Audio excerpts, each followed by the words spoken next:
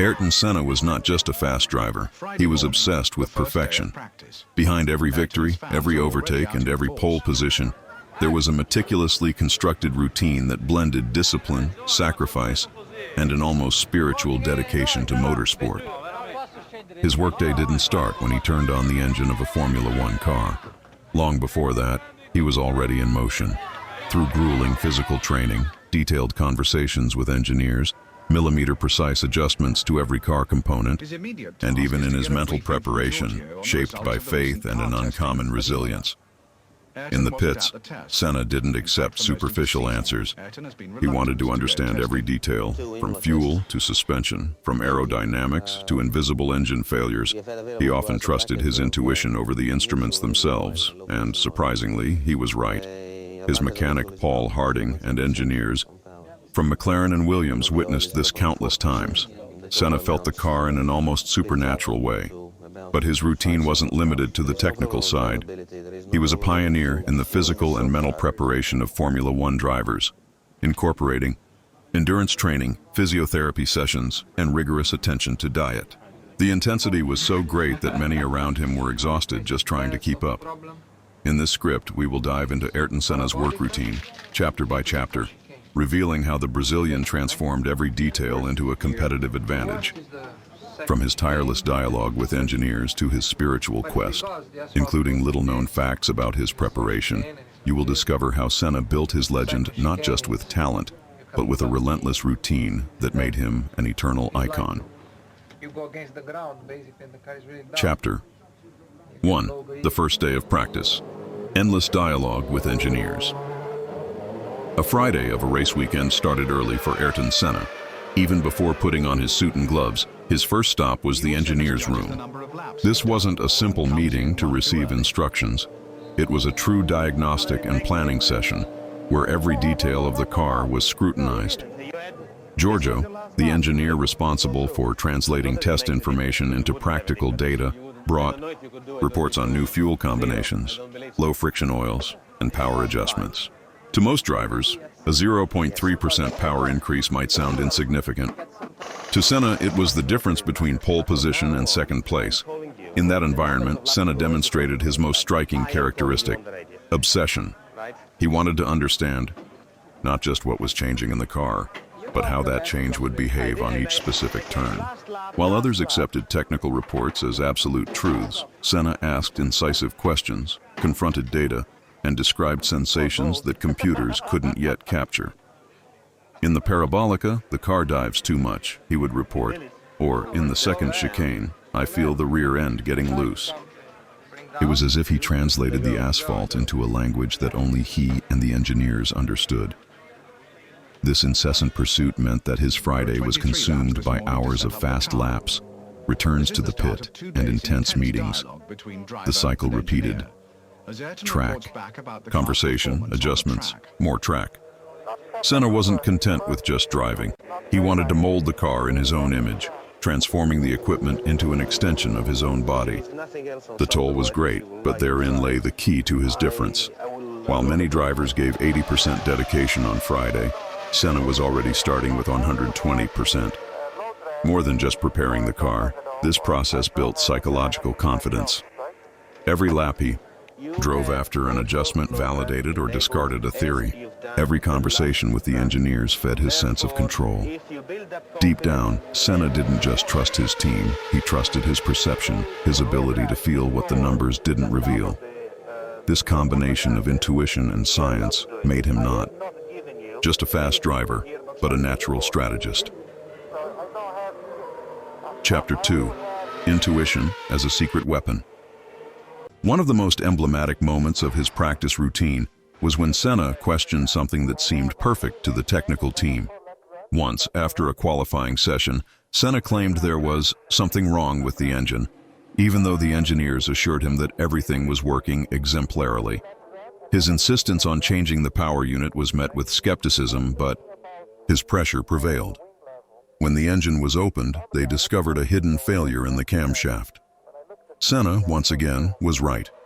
This episode shows how his intuition was not a whim. It was the result of years of sensory training, thousands of accumulated laps, a body so connected to the car that it perceived vibrations, sounds, and behaviors invisible to diagnostic machines. While many relied on screens and numbers, Senna listened to the car as one listens to a musical instrument. A sound out of tune, a vibration out of rhythm, and he knew there was danger. This intuition, however, was not easy to manage. Engineers were forced to revise entire plans because the unnoticed driver claimed something didn't sound right. But this constant discomfort created an environment of excellence. Nothing was accepted without question. And in the end, it was this attitude that guaranteed Senna the confidence to drive the car at the limit. On Friday's routine, this meant more work, more engine changes, more gearbox adjustments, and additional hours of preparation.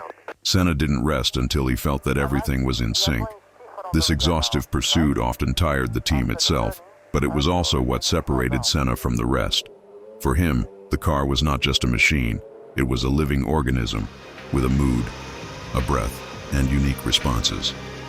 And he needed to master it completely before Sunday. Chapter 3. The perfectionism in car setup. Senna was known for demanding a level of detail from the team that bordered on exhaustion. The car's ride height, the wing angle, the tire pressure, nothing escaped him. While other drivers accepted ready-made packages, Senna tested variations that seemed insignificant. Half a millimeter in the suspension, 1 degree of inclination. In the rear wing, an extra pound or two in tire pressure. Small differences that, when added up, represented precious tenths of a second. Perfectionism was accompanied by intense communication. He didn't just say, "The car is oversteering." Senna described exactly which part of the corner, in which gear, in which car reaction the instability arose. This technical clarity impressed even the most experienced engineers, as it gave them a chance to translate subjective sensations into concrete numbers and solutions. On Friday, this resulted in a frantic pace of adjustments. Car in, car out, change the wing, change the tires, recalibrate the suspension. Track time was divided between fast laps and study laps, where Senna wasn't seeking maximum speed but gathering information. He believed that knowing the car in all conditions was the only way to be consistent on Sunday. This perfectionism had a price: physical and mental exhaustion.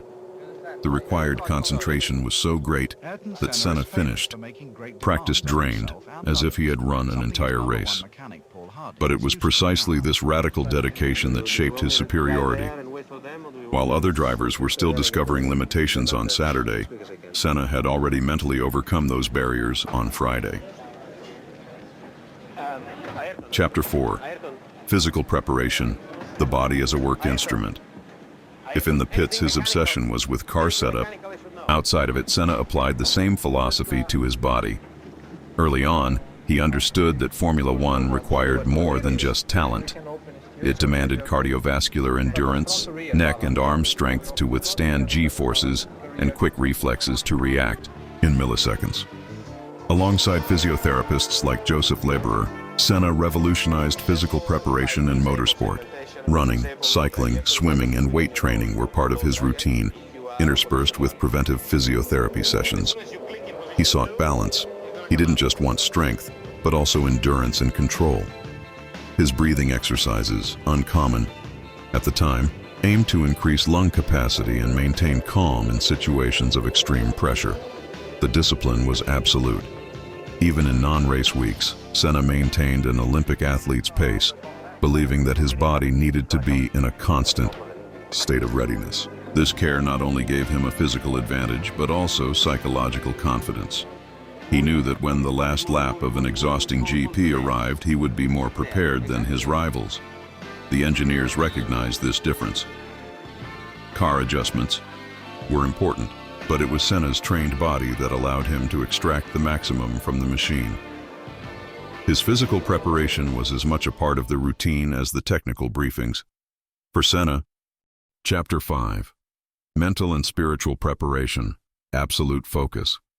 In addition to the body and the machine, there was another invisible pillar in Senna's routine, his mental and spiritual preparation.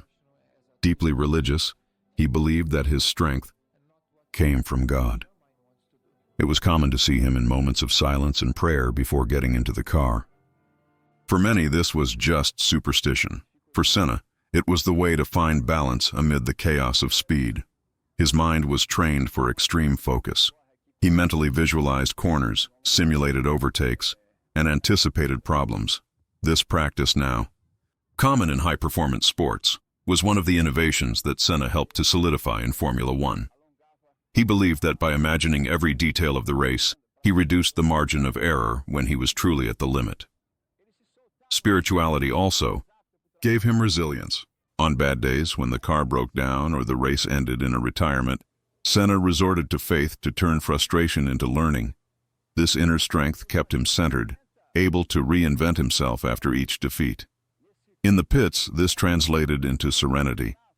While many drivers lost their temper amid technical failures, Senna took a deep breath, listened to the engineers, and sought solutions.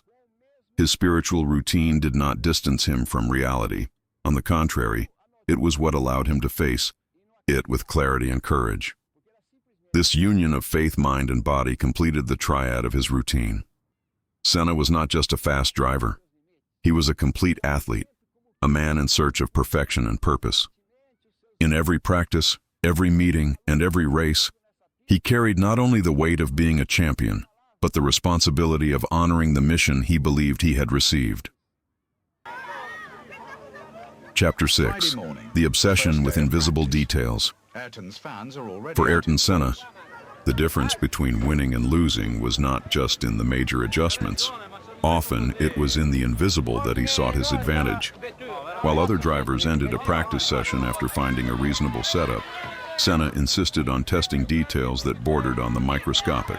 A brake's response when the temperature changed by 2 degrees, a gear's vibration at a certain RPM, the grip of tires with half a lap more of use. For the Brazilian, everything was data. Nothing was discardable.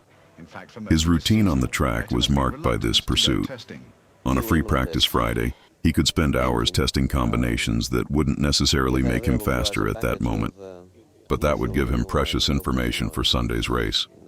Senna saw the weekend as a long construction, where every detail learned would be a brick in the wall of victory. It was a process of patience and discipline, which required an analytical mind and a body resistant to wear and tear. This perfectionism was also reflected in his relationship with the engineers. Senna demanded explanations, but also provided rich and unusual descriptions. When I hit the brake at turn 2, the rear doesn't just get loose. It lets go as if there's an irregular vibration on the asphalt, he would say. This ability to translate sensations into technical language was rare and made Senna a link between machine and man. But there was a price. The intense pace of testing consumed energy not only from him, but from the entire team. Mechanics spent nights redoing adjustments, replacing parts, and recalibrating systems that often other drivers would never ask for. Paul Harding, his chief mechanic, has said in interviews that working with Senna was exhausting, but also inspiring. He accepted nothing less than perfection, and this forced everyone around him to give more of themselves. This attention to invisible details is perhaps one of the greatest lessons left by Senna. He understood that in motorsport, there is no blind luck. There is hidden work. The victory the public saw on Sunday was the result of a silent routine, of sleepless nights, and a clinical eye for everything that seemed irrelevant. Senna didn't just race against opponents, he raced against his own imperfection. Chapter 7. The intense relationship with engineers and mechanics. If there's one thing that marked Ayrton Senna's workdays, it was the intensity of his relationship with his engineers and mechanics. He didn't just see them as team members. They were partners in an almost military mission. Every conversation in the pits was an intellectual battlefield where data, intuitions, and experiences clashed in search of the perfect solution. Senna didn't limit himself to giving superficial feedback. He wanted to participate in technical decisions, understand telemetry reports, and question every recommendation. This required engineers to be active, ready to defend ideas with solid arguments. It was not uncommon for meetings to extend beyond the planned time, because Senna would not leave the room without being convinced of every detail. This level of demand could be seen as arrogance by some, but for those who lived with him, it was the opposite. Senna demanded from himself to the same extent that he demanded from others. And when he realized that someone on the team was exhausted, he also knew how to acknowledge their effort. "You're not here for me. We're all here for the same cause," he would say in moments of relaxation. This mixture of demand and humanity created deep bonds of respect. During practice, this relationship was even more evident. When he suggested changes, Senna didn't just expect them to be made. He wanted to be there, following the process, learning about the logic behind each adjustment. This made him more than a driver. He became almost a co-engineer. This intense coexistence created memorable stories. Many mechanics report that, after a grueling workday, Senna would return to the pit, just to thank each one personally, looking them in the eye, as if he recognized that his glory depended on those men invisible to the public. This ability to combine technical demand and human connection made him a natural leader, capable of inspiring not only by his speed on the track, but by the way he mobilized people off it. Chapter 8. The Qualifying Routine, a Hunt for the Limit. The Saturday qualifying was, perhaps, the moment when Senna's routine reached its purest form. There was no room for prolonged experiments. Everything came down to exploring the limit in a few laps. And no one transformed this ritual into art like Ayrton Senna. His preparation began in the pits, in silence, with his eyes closed, breathing deeply. He mentally visualized the track corner by corner, as if he were already racing. When he got into the car, his expression changed. His features became rigid, his gaze fixed, as if he were entering a trance. For him, qualifying wasn't just a fast lap. It was a deep dive into the human and mechanical limit. When he went out on the track, Senna transformed the obsession of the practice sessions into pure controlled aggression. Each corner was attacked, with millimeter-precise accuracy. To spectators, it seemed like madness. To him, it was calculation.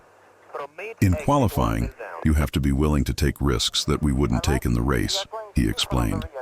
This style led him to achieve impressive pole position records. But what many didn't see was the process that sustained it.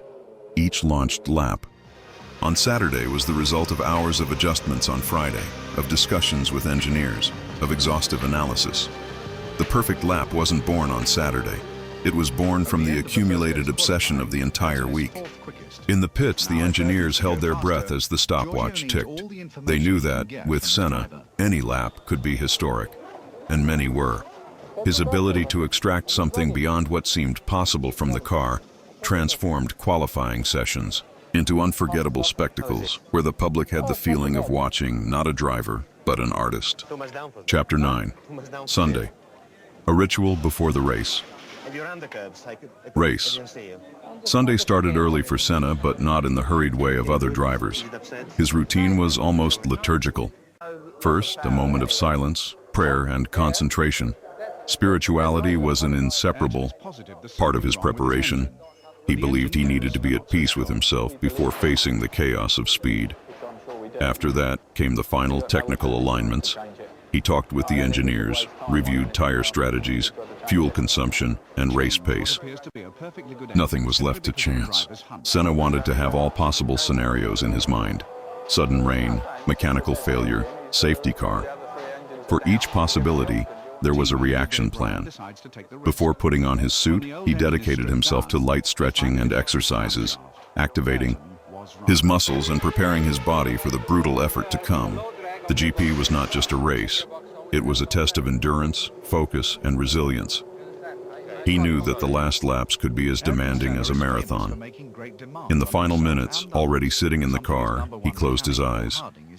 The world around him disappeared. The noise of the crowd, the flashes of the cameras, even the voices on the radio lost importance. It was just him, the track, and the car. When the lights went out, Ayrton Senna wasn't just starting a race. He was starting a destiny that he himself had built, millimeter by millimeter, detail by detail. Chapter 10. total dedication, and the price of perfection. All this routine, the obsessive practice, the endless discussions, the invisible details, the physical and spiritual preparation, had a cost. Senna lived in a state of constant tension. His quest for perfection did not allow him to relax, even off the tracks. Friends and family reported that often he seemed to carry an invisible weight, as if his mission was greater than life itself. In the pits, this weight manifested as extreme demand. In his body, as constant physical wear. In his mind, as sleepless nights, mentally reviewing every corner, every adjustment. Being Ayrton Senna meant living in a permanent war against imperfection. But this was also what made him unique. His total dedication transformed races into spectacles, rivals into extras, and victories into eternal symbols. Looking at his work, routine, we understand that his genius was not just in his natural talent, but in his unwavering commitment to every single detail. Senna paid the price of perfection with his own life, at the limit of speed. But he left behind a legacy of certainty that true success is born from the sum of discipline, faith, and absolute dedication. His routine wasn't just preparation for races, it was a philosophy of life. Ayrton Senna's work routine was more than preparation for races. It was a philosophy of life. He believed that excellence is not born by chance, but from the sum of discipline, faith, details, and an almost supernatural dedication to what one does. Every physical workout, every technical meeting, every silent prayer before the start were pieces of a puzzle that formed the most iconic driver in history. Senna taught us that true talent only flourishes when it finds absolute dedication. He wasn't just fast, he was obsessed with being better every day. His intuition, his notes, his respect for the mechanics, and his spiritual quest show that greatness is not built alone. It is the result of a silent, often invisible routine that transforms the ordinary into the extraordinary. Today, as we look at his journey, we realize that Senna's victory was not just on the racetracks. It was also in the example he left for generations. The certainty that every detail matters, that every effort is worthwhile, and that perfection, even if unattainable, must be pursued. And this legacy does not belong only to motorsport. Anyone, in any profession, can learn from his routine. Seeking excellence, respecting teamwork, taking care of body and mind, and finding purpose in every action. These are values that transcend time and remain alive in those who are inspired by his story. If you believe that Ayrton Senna's routine inspires far beyond the tracks, please leave your like, share this video, and subscribe to the channel.